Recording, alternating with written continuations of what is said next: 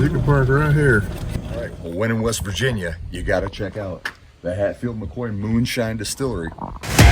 Welcome to America's Pit Stops. Come along with the American-Sized Travel Guide, Michael Wayne Foster and Barry Pitmaster Paul, as we search for the best locally owned eats, treats, and good hard-working people all across the USA.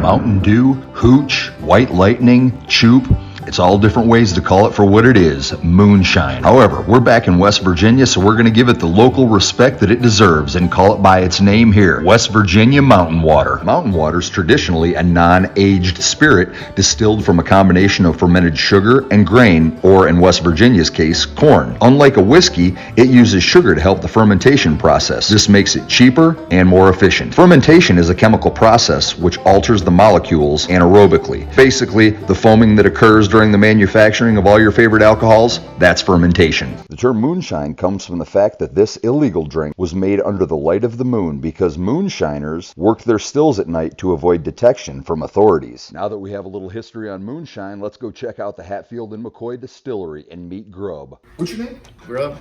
These here are our seals. These here are our fermentation tanks. The one on the right should be working pretty good.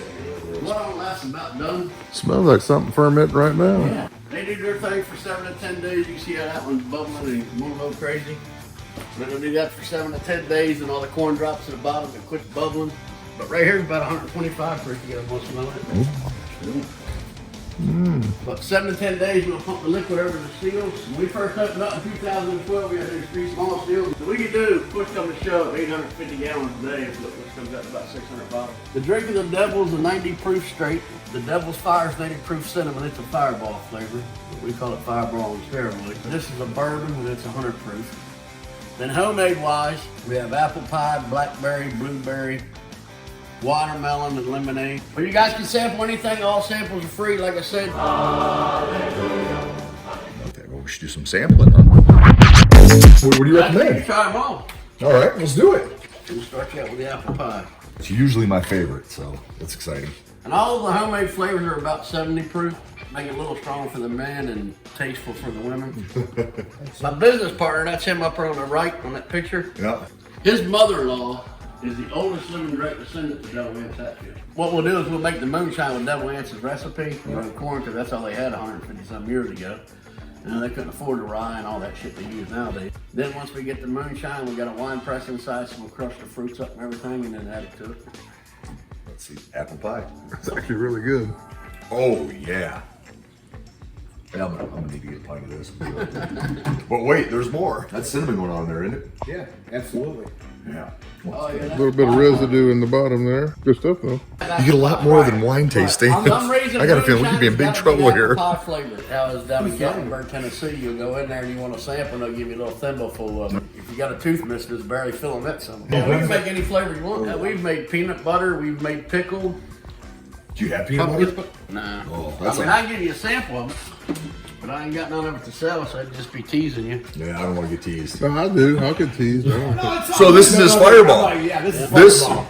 This puts fireball to shame. We had This ran is out of good. jars. I appreciate your large servings here, but there's no way I'm driving back to Michigan with Blackberry. Blackberry. Well, as any good wine tasting would do, we got to do this first, right? We definitely smell the blackberry. Swirl it a little bit.